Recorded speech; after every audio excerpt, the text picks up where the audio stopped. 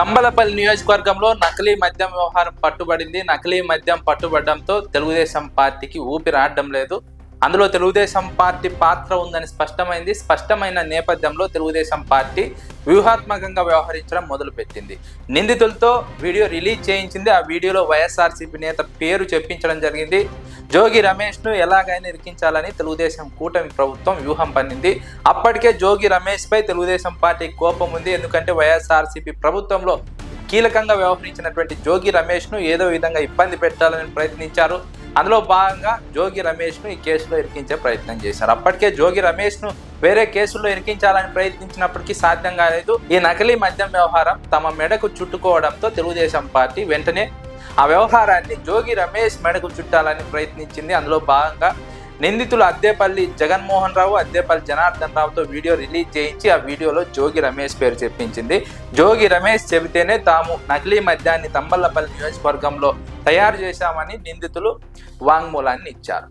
ఎవరికైనా ఇట్టే అనుమానం కలుగుతుంది నిందితులు వాంగ్మూలాన్ని పరిశీలించినప్పుడు. జోగి రమేష్ ప్రతిపక్షంలో ఉన్నారు, అధికారంలో తెలుగుదేశం కూటమి ప్రభుత్వం ఉంది. అధికారంలోకి వచ్చి 16-17 నెలలు అవుతుంది. జోగి రమేష్ ఒకవేళ తయారు చేయమని చెప్పినప్పటికీ, నిందితులు తయారు చేయడానికి ఒప్పుకున్నప్పటికీ తెలుగుదేశం కూటమి ప్రభుత్వం 16-17 నెలలుగా ఏం చేస్తోంది? వైన్ షాపుల్లోకి, బెల్ట్ షాపుల్లోకి నకిలీ మద్యం వస్తుంటే తెలుగుదేశం కూటమి ప్రభుత్వం పట్టుకోలేనంత అధ్వాన స్థితిలో ఉందా? బలహీన స్థితిలో తెలుగుదేశం పార్టీ కూటమి ప్రభుత్వ యంత్రాంగం ఉందా? ఇంటెలిజెన్స్ వ్యవస్థ ఉందా? అధికారులు ఉన్నారా? ఎక్సైజ్ శాఖ ఉందా అన్న అనుమానం కలుగుతుంది.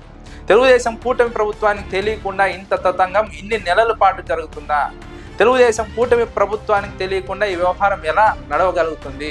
తెలుగుదేశం కూటమి ప్రభుత్వానికి తెలియకుండా నడవగలిగితే ఇందులో తెలుగుదేశం పార్టీ తంబలపల్లి నియోజకవర్గ ఇన్ఛార్జ్ జయచంద్రారెడ్డి పేరు ఎలా బయటకు వస్తుంది? ఆ అంశాన్ని పోలీసులు ఎలా ధృవీకరిస్తారు అన్న అనుమానాలు సామాన్య ప్రజలకు కూడా కలుగుతాయి. ఇదంతా కట్టుకథ అన్నది తెలుగుదేశం పార్టీ చెబుతున్నది ప్రజలకు స్పష్టంగా అర్థమవుతుంది. ఇలాంటి సందర్భంలో జోగి రమేష్ను అరెస్టు చేస్తారంటూ తెలుగుదేశం కూటమి ప్రభుత్వ అనుకూల పత్రికలు ప్రచారం చేస్తూ వచ్చాయి. ఇప్పుడు నిజంగా జోగి రమేష్ను అరెస్టు చేస్తారా? అరెస్టు చేయడానికి కావాల్సిన ఆధారాలు పోలీసుల దగ్గర ఉన్నాయా? నిందితులు చెప్పిన వాంగ్మూలానికి ప్రాథమిక ఆధారాలు తోడయ్యాయా? లేదా కేవలం వాంగ్మూలం మేరకు అరెస్టు చేయగలుగుతారా? కోర్టులు అందుకు ఒప్పుకుంటాయా అన్న చర్చలు రాజకీయ వర్గాల్లో వినిపిస్తున్నాయి. న్యాయ నిపుణులు మాత్రం కేవలం వాంగ్మూలాలతో సరిపోవు, అందుకు సంబంధించి ప్రాథమిక ఆధారాలు ఉండాలి. వాంగ్మూలాన్ని బలపరిచే ప్రాథమిక ఆధారాలు ఉంటేనే ఎఫ్ఐఆర్లో పేరు చేర్చుతారు, అరెస్టు చేయగలుగుతారు. అంతేకాని కేవలం వాంగ్మూలం ఆధారంగా అరెస్టు చేయలేరు, ఎఫ్ఐఆర్లో పేరు నమోదు చేయలేరు అంటూ న్యాయ నిపుణులు చెప్తున్నారు. ఈ కేసులో జోగి రమేష్కు వ్యతిరేకంగా ఎలాంటి ప్రాథమిక ఆధారాలు లేవు. నిందితులు చెప్తున్నటువంటి వాంగ్మూలానికి జోగి రమేష్కు ఈ కేసులో ఎలాంటి సంబంధం ఉన్నట్టు ఆధారాలు లేనప్పటికీ ఈ కేసులో అరెస్టు సాధ్యం కాదని న్యాయ నిపుణులు మాట్లాడుతున్నారు. ఎందుకంటే వాంగ్మూలంలో ఏమైనా చెప్పవచ్చు, నిందితుడు ఎవరి పేరైనా చెప్పవచ్చు, ఎవరినైనా ఇరికించే ప్రయత్నం చేస్తారు. అలాగని ఎవరినంటే వారిని అరెస్ట్ చేయడానికి లేదు, ఎఫ్ఐఆర్లో పేరు నమోదు చేయడానికి లేదు. నిందితులు చెప్పిన వాంగ్మూలంతో ప్రాథమిక ఆధారాలు సరిపోలాలి, ప్రాథమిక ఆధారాలు బలపరచాలి. కానీ ఈ కేసులో అలాంటి ప్రాథమిక ఆధారాలు లేవు. ఆధారాలు లేనటువంటి సందర్భంలో జోగి రమేష్ అరెస్టు అసాధ్యం అన్నది న్యాయ నిపుణుల వాదన. వైఎస్ఆర్సీపీ నేతలు కూడా ఇదే చెప్తున్నారు పదే పదే. ఇదంతా కూడా కుట్ర. తెలుగుదేశం కూటమి ప్రభుత్వం నకిలీ మద్యం వ్యవహారం నుంచి బయటపడేందుకు వైఎస్ఆర్సీపీని ఇరికిస్తోంది, వైఎస్ఆర్సీపీపై బురద జల్లుతోంది అన్నది వైఎస్ఆర్సీపీ నేతల వాదన. జోగి రమేష్ కూడా ఇప్పటికే స్పష్టం చేశారు, తనకు ఈ కేసుతో ఎలాంటి సంబంధం లేదు నకిలీ మద్యం వ్యవహారంతో.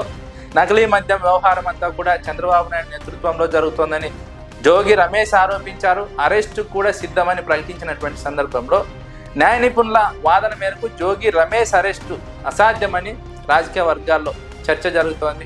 ప్రాథమిక ఆధారాలు లేవు, కేవలం నిందితుల వాంగ్మూలం ఆధారంగా అరెస్టు చేయలేదు, ఎఫ్ఐఆర్లో పేరు నమోదు చేయలేరు.